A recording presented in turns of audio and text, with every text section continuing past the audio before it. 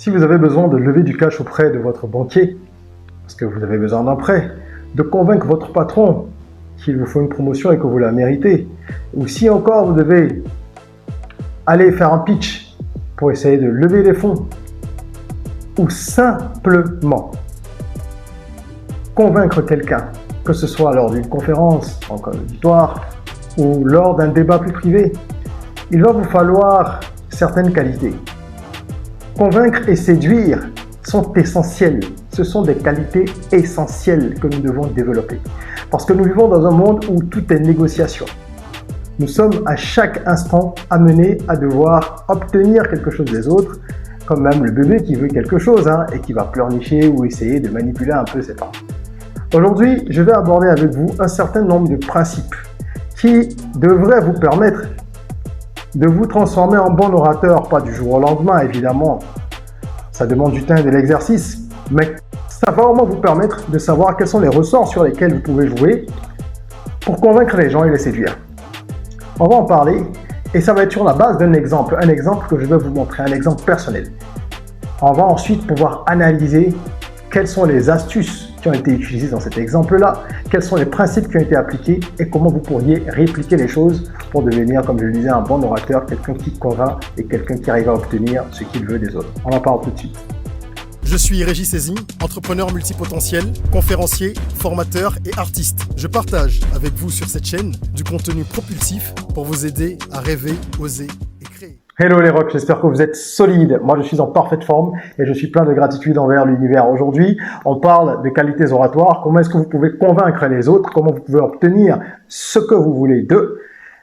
C'est pas facile, mais ce n'est pas non plus la mer à boire. Il y a des clés, des secrets, des principes, des tactiques, un certain nombre de choses qu'on peut appliquer. Et on va en parler dans cette vidéo parce que je sais que beaucoup d'entre vous se retrouvent dans des situations difficiles, des situations où vous ne savez peut-être pas comment faire pour obtenir ceci ou cela, convaincre, montrer le bien fondé de ce que vous dites, ou même quand il n'y a pas de bien fondé, amener les gens à aller dans votre sens. Parfois, c'est indispensable aussi, n'est-ce pas, pour faire avancer les choses positivement dans votre vie. Alors, ce sujet est un sujet important. Abonnez-vous avant qu'on ne plonge dans le vif du sujet. Activez la cloche de notification. Vous êtes sur la chaîne des Rocs. Ici, on rêve, on ose, on crée. C'est pour ça que notre mantra, c'est ROC, soyons rock. Si vous vous abonnez et que vous activez la cloche de notification, vous serez informé de toutes les nouvelles vidéos, c'est-à-dire tous les jours. Et vous verrez que les sujets qu'on aborde ici vont vous permettre d'accélérer votre croissance personnelle et professionnelle. Alors, je vais dans un premier temps vous demander de prendre de quoi noter, parce que si vous regardez des vidéos de ce genre qui ont une valeur didactique, qui ont vocation à vous enseigner certains principes et que vous ne mettez pas en pratique après, ça ne sert à rien. Et pour mettre en pratique, il faut prendre des notes. Vous pouvez le faire sur votre téléphone. Quand je dis prendre un bloc-notes, c'est parce que je suppose que vous regardez cette vidéo depuis votre téléphone. Bref, en tout cas, il faut prendre des notes et vous allez prendre des notes déjà sur la base de la vidéo que je vais vous montrer. Nous allons regarder un extrait d'une vidéo qui est un speech que j'ai donné à Washington DC il y a plusieurs années déjà, ça fait 6 ans maintenant, oui 6 ans, et qui avait emballé complètement la salle et l'auditoire. Je vais vous demander de regarder ça avec attention. Si je donne un exemple personnel, ce n'est pas pour frimer, c'est simplement parce que je veux vous montrer que j'ai la légitimité pour parler de ce sujet. Je participe à des concours oratoires depuis très jeune. À 10 ans, j'avais remporté un concours dans mon pays, au Bénin, qui était organisé pour les élèves du CM2, concours d'art oratoire. Ensuite, j'ai remporté plusieurs concours de pitch, et d'autres exercices également qui impliquent justement d'avoir ces qualités-là. Donc, je sais de quoi je parle et je vais vous dire en connaissance de cause comment vous pouvez faire pour atteindre certains résultats. On regarde cet extrait. Il dure quelques minutes, il est assez court. Il est en anglais, mais c'est sous-titré. Et juste après, on va donc décortiquer tout ça. My name is Régis Sezin. I am from Benin. I run a company that produces and sells revisited African snacks. Yeah. So you can call me the snack guy. Yeah.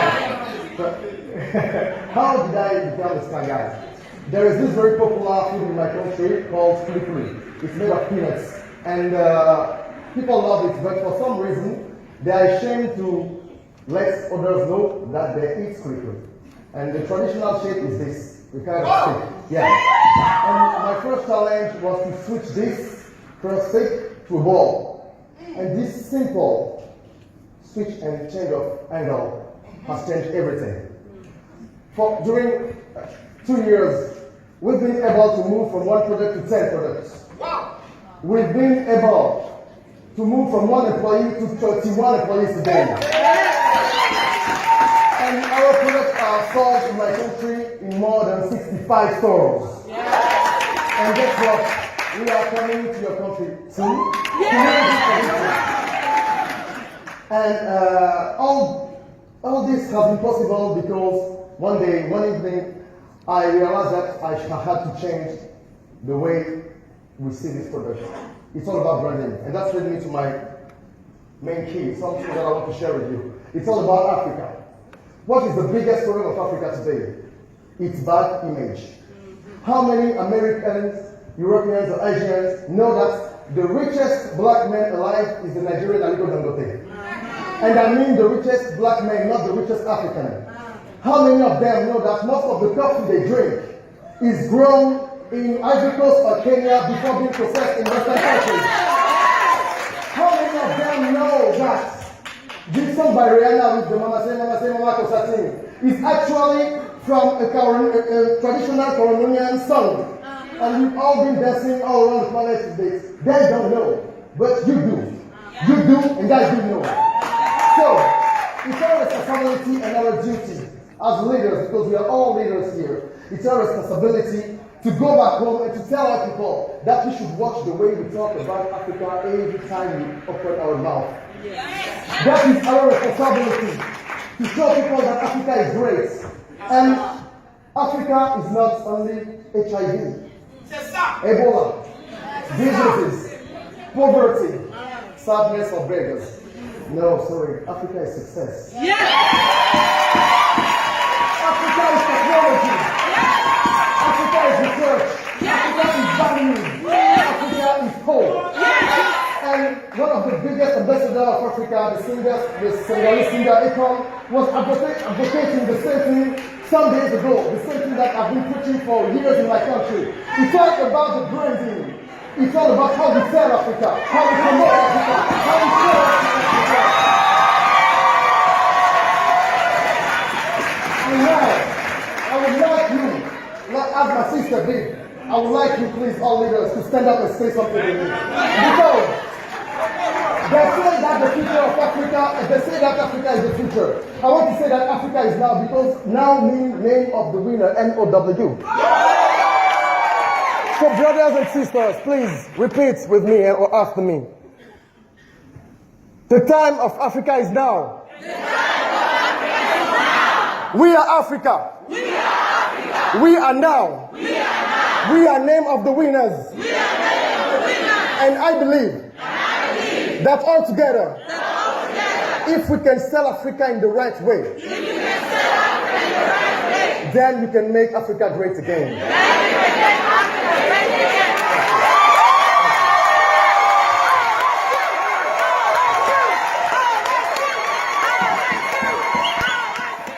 Voilà, je pense que vous avez regardé avec attention et que vous avez compris le message qui a été justement véhiculé lors de ce speech-là. La première chose qu'il faut retenir et que vous avez remarqué, comme tous ceux dont je vais parler, c'est pour ça que je voulais montrer cet extrait, pour que vous puissiez comprendre que sur la base d'un exemple, on n'est pas juste sur de la théorie. La première chose qu'il faut savoir, c'est que quand vous échangez avec les gens, il faut rester naturel. Vous devez être naturel, vous devez être décontracté. Décontracté ne veut pas dire débraillé. Ça veut dire déjà que vestimentairement, vous devez être propre sur vous, d'accord? Mais quand je dis décontracté, c'est naturel. Dans votre gestuelle, dans votre élocution, dans votre façon d'aborder les gens. Pas de familiarité. En tout cas, il faut doser la familiarité selon le contexte. Mais il faut rester naturel. Ne soyez pas stressé ni crispé. Vous allez à des entretiens d'embauche, vous êtes crispé. Comment vous voulez qu'en face le recruteur soit en confiance? On remarque beaucoup ça aux entretiens d'embauche par exemple. Et dans bien d'autres situations, les gens, ils ont le trac, ils ont le stress, ils perdent leurs moyens. Donc vous devez apprendre à contrôler vos émotions pour être naturel et montrer que ce que vous dites, vous le dites de la façon la plus fluide et la plus simple possible, que vous maîtrisez votre sujet et qu'il n'y a rien qui vous effraie, quoi. D'accord? C'est important, c'est le premier principe. Sans, bien sûr, paraître arrogant. Ah, c'est-à-dire que dans le ton de votre voix, dans le phrasé, on ne doit pas sentir de la condescendance. Non, c'est pas ça. Il faut que ce soit vraiment fluide, que ce soit vous-même et que on ne ressente ni de la condescendance ni du stress. Il faut trouver absolument le juste milieu en termes de phrasé, en termes de rythme. C'est tout ça qui va mettre l'interlocuteur en confiance ou les interlocuteurs en confiance. Ensuite, vous devez afficher une certaine confiance. Ici, c'est pareil. Comme je le disais, il ne s'agit pas d'être arrogant, mais il s'agit de montrer que on sait de quoi on parle, on croit en ce qu'on dit et qu'on n'est pas hésitant. Si vous êtes avec votre banquier et que vous commencez à dire en fait, quand je regarde mes chiffres, je me dis que peut-être que ceci, peut-être que...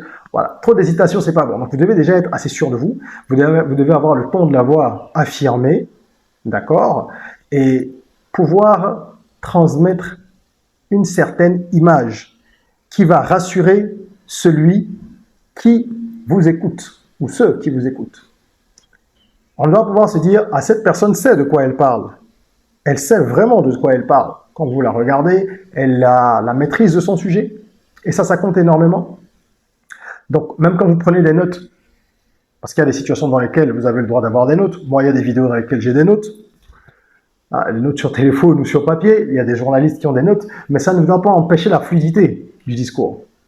Ok? Donc, vous devez faire attention à ça. Et je vais vous dire comment est-ce qu'on y parvient tout à l'heure. Troisième point, il faut apprendre à être stratège. Lorsque vous avez ce genre de discussion avec quelqu'un dont vous voulez obtenir quelque chose, un supérieur, un partenaire ou un auditoire, parce que même un auditoire, vous voulez obtenir quelque chose, vous voulez leur assentiment, vous voulez qu'ils vous applaudissent, vous voulez, si vous donnez une conférence ou une formation, qu'ils trouvent que votre intervention était de qualité. Donc vous attendez toujours une réaction des autres lorsque vous êtes dans un échange. C'est ça, vous donnez, vous recevez, mais vous voulez qu'il y ait une issue favorable à vos propos ou à vos requêtes. Alors à ce moment-là, la stratégie va consister en quoi? Ça dépend de la situation, mais dans tous les cas, il y a un principe qui fonctionne toujours, c'est de pouvoir amener la personne vers vous, l'amener à aller dans votre sens, tout en allant dans son sens. Ça veut dire que vous allez jouer un moment sur les émotions. Ça, c'est indiscutable. Si vous voulez être un bon orateur, vous devez jouer sur les émotions des autres. Il faut savoir ce qu'ils ont envie d'entendre. Pas pour leur dire exactement ça, mais pour glisser tout au moins certaines choses qu'ils auraient envie d'entendre. Il faut qu'ils puissent s'approprier une partie de votre discours. Vous connaissez le célèbre discours « I have a dream » de Martin Luther King. Dans ce discours, lorsqu'il commence à emballer la foule, qu'est-ce qu'il lui dit? Ce qu'elle a envie d'entendre, des messages qu'elle a envie de s'approprier. Quand vous regardez l'extrait de la vidéo que je vous ai montré, et c'est pareil, en fonction de ceux qui sont dans la salle, je sais comment orienter mon discours. Quelle que soit la thématique, je ne vais pas travestir mes pensées ni mes convictions, mais je saurai comment orienter les choses pour que les gens puissent soit être en accord avec moi, soit se dire, en fin de compte, j'ai pas le même avis que lui, mais ce qu'il dit n'est pas complètement faux. Hein. Et ça, c'est de l'intelligence dans l'écriture de votre speech avant. Parce que oui, ça se prépare.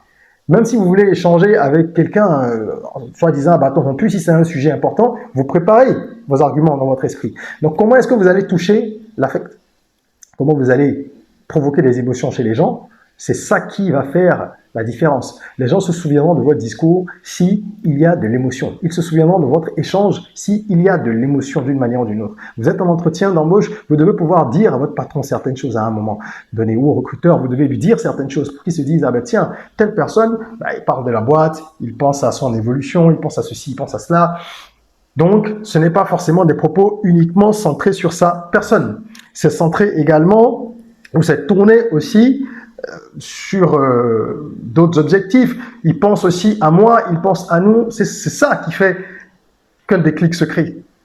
Et cette stratégie dont je parle, en jouant sur les émotions, ça doit également intégrer l'intérêt. Vous devez à un moment donné jouer sur les intérêts. Vous devez mobiliser les gens sur leurs intérêts. C'est indispensable ça. Vous ne pouvez pas venir faire un discours ou mener une négociation en ne parlant que du je, parce que le je, mais le tu ou le vous en face, il n'en a que faire dans une certaine mesure.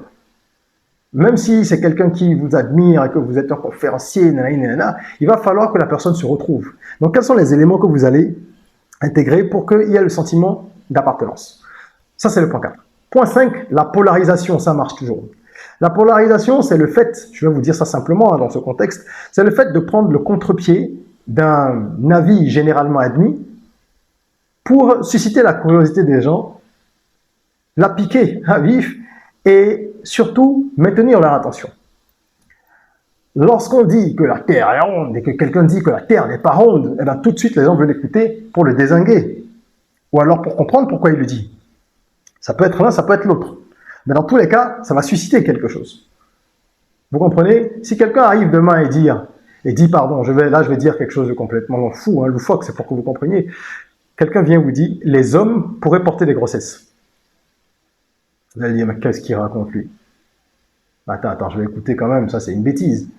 Et en fonction du développement qu'il va mener, vous pourriez vous ranger de son côté. Là, l'exemple que je donne, évidemment, c'est difficile à défendre, mais j'ai pris l'extrême exprès pour que vous voyez comment ça marche. Dans tous les cas, votre curiosité sera piquée à vif. Il y a des créateurs de contenu qui ne font que ça. Faites attention, vous verrez que certains créateurs de contenu, que ce soit pour de la vidéo ou sur des posts LinkedIn, Facebook, ils commencent toujours avec des contre-vérités ou des éléments qui sont disruptifs. Ils vont vous dire, vous n'avez pas du tout besoin d'argent pour entreprendre. J'ai moi-même des vidéos comme ça. Il peut y avoir une part de vérité, mais il y a également la volonté d'accrocher dès le départ. Ou quelqu'un qui arrive et qui vous dit tous les hommes sont fidèles, alors qu'on sait que généralement on répète partout à longueur de vie que les hommes sont infidèles, que ceci, que ça. Ou quelqu'un qui vous dirait les femmes n'aiment pas du tout l'argent, elles ne sont pas intéressées par l'argent des hommes. Ah, mais regardez tout de suite les débats que ça crée sur les réseaux sociaux. Donc c'est ça la polarisation, c'est prendre le contre-pied d'un avis généralement admis, d'accord, par une communauté, en fonction de là où vous vivez, et le défendre, ou en tout cas, amener les gens à comprendre ce que vous dites. Peut-être qu'en fin de compte, et c'est souvent le cas, vous êtes d'avis avec la majorité, mais vous allez passer par le contre-pied pour attirer l'attention, captiver les gens, et progressivement, vous allez introduire de la modération dans vos propos, pour dire, en fin de compte, je suis d'accord, lorsqu'on dit que c'est comme ça, c'est vrai, mais ceci, mais cela. Et ça, c'est une technique que peu de gens utilisent, alors qu'elle est extrêmement puissante. La technique de la polarisation, utilisez là autant que possible. Bon, allez, avec modération autant que possible, j'exagère, parce que si vous ne faites que ça n'a plus de sens. Il faut savoir doser un petit peu les choses. Je voudrais aborder le point suivant en vous disant ceci. L'heure avant l'heure, ce n'est pas l'heure. On dit souvent ça. Et l'heure après l'heure, ce n'est pas l'heure. Ce n'est plus l'heure. C'est pareil lorsque vous êtes en train d'échanger avec quelqu'un que vous voulez convaincre. Convaincre quelqu'un, ça demande, encore une fois, de la stratégie. Vous devez séduire la personne. Si j'ai parlé de l'heure ici, c'est pour que vous compreniez que chaque argument doit être dégainé au bon moment. Quand vous rédigez votre discours, votre speech, ou que vous préparez votre argumentaire, il faut savoir à quel moment de la discussion vous allez sortir tel argument. L'argument B sorti à 2 minutes ou à 3 minutes ou après avoir évoqué tel fait ne fonctionnera pas aussi bien que si vous le sortez après avoir évoqué tel fait. C'est du calibrage. Vous devez savoir comment amener les gens. Dans la vidéo que je vous ai montrée, vous avez bien constaté que j'ai d'abord évoqué l'image de l'Afrique. Bon, vous n'avez pas vu depuis le début, mais vous avez vu au moins cette portion au tout début. L'image qu'il faut retravailler, rebrander. Ensuite, j'ai expliqué comment est-ce qu'il y avait une perception erronée de l'Afrique et déjà une méconnaissance de tout ce qu'on apporte au monde occidental et au monde en général, tout ce qu'on apporte, que ce soit par la culture, l'art, l'agroalimentaire, et j'en passe. Et dès que j'ai commencé à dire ça, il y a eu l'assentiment d'un certain nombre de personnes. Dans la salle, vous avez entendu des yes, etc., des marques d'approbation.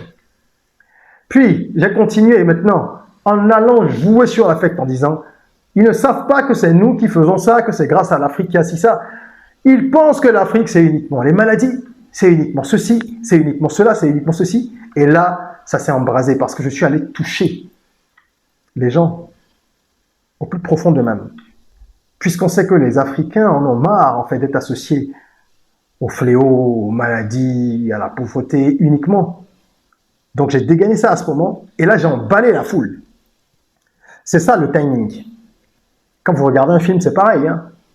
Le réalisateur et les monteurs, ils se prennent le chou pour définir à quel moment ils vont vous mettre quelle scène ils vont retirer, parce que quand vous travaillez un argumentaire, c'est ça, vous avez 15 arguments, en fin de compte, vous en virez 3, vous en rajoutez un autre, vous mettez un peu de musique là, vous allez hausser le ton à ce moment, vous allez parler un peu plus bas à des moments donnés, parce que vous voulez qu'il y ait de l'émotion, puis vous allez repartir comme un guerrier.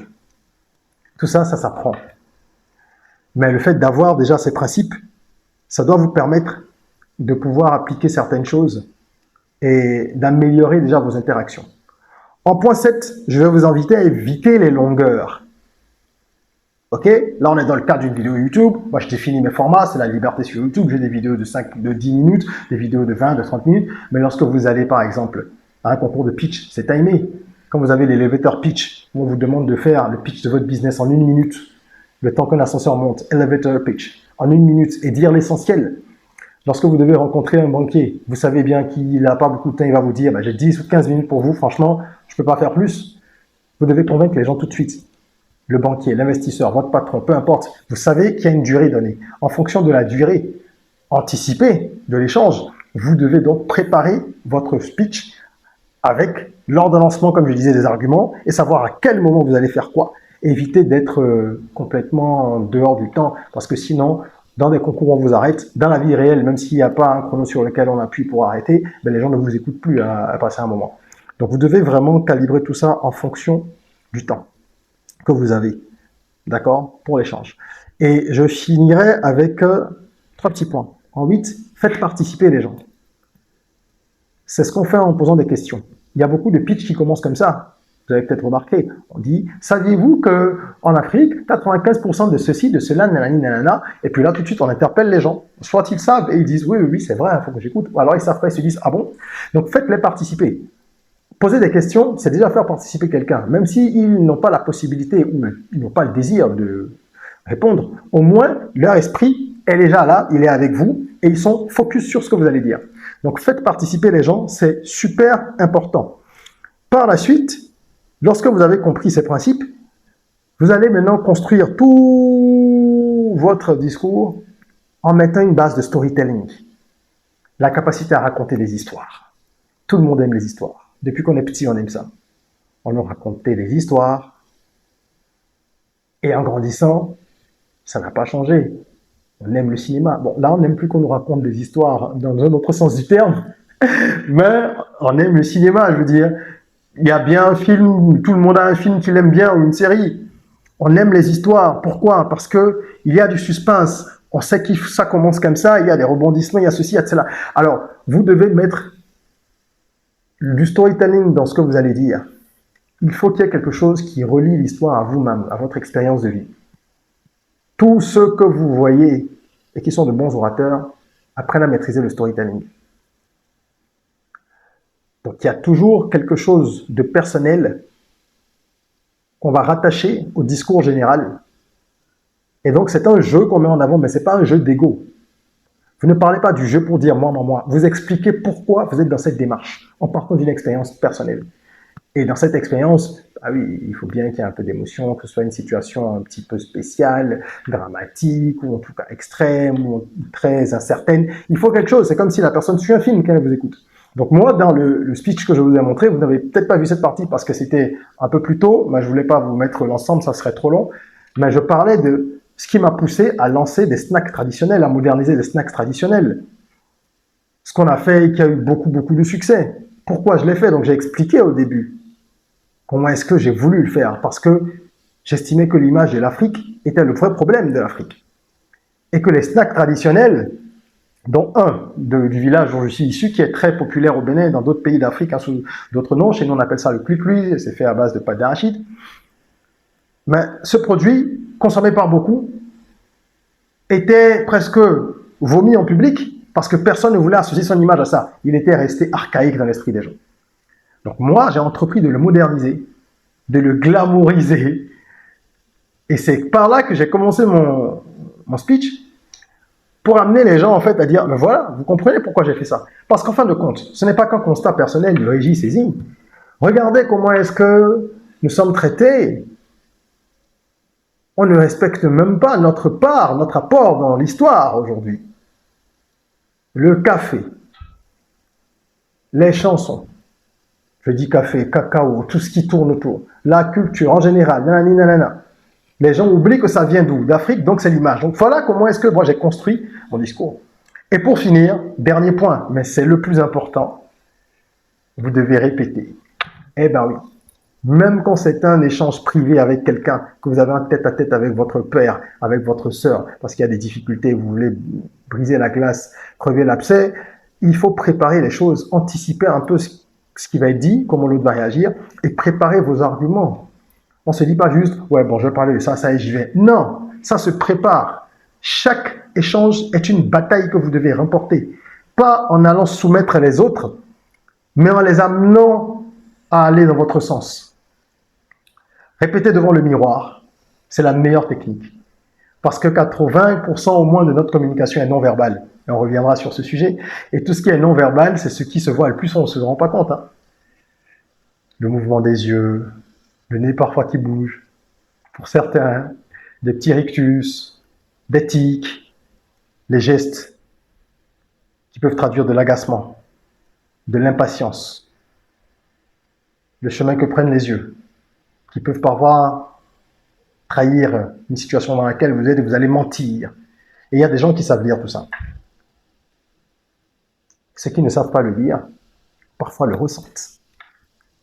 Donc, vous devez répéter devant le miroir et apprendre à maîtriser vos émotions, à transmettre également des choses comme un acteur avant de vous jeter en face de votre interlocuteur ou de l'auditoire. C'est ce que je voulais partager avec vous dans cette vidéo. J'espère que ça sera utile pour vous. Partagez pour que le maximum de gens puissent en tirer parti. Si vous avez besoin de coaching, parce que vous préparez un pitch ou vous avez un discours à faire ou autre chose, vous pouvez booker une séance de coaching avec moi, séance de coaching ou de consulting, le lien en commentaire, pour ce sujet spécifique ou pour tout sujet ayant trait à l'entrepreneuriat au business ou au développement personnel. Donc voilà les domaines dans lesquels j'accompagne les gens. Et vous trouverez toutes les informations dans la description en vous rendant sur la page vers laquelle le lien pointe. Voilà.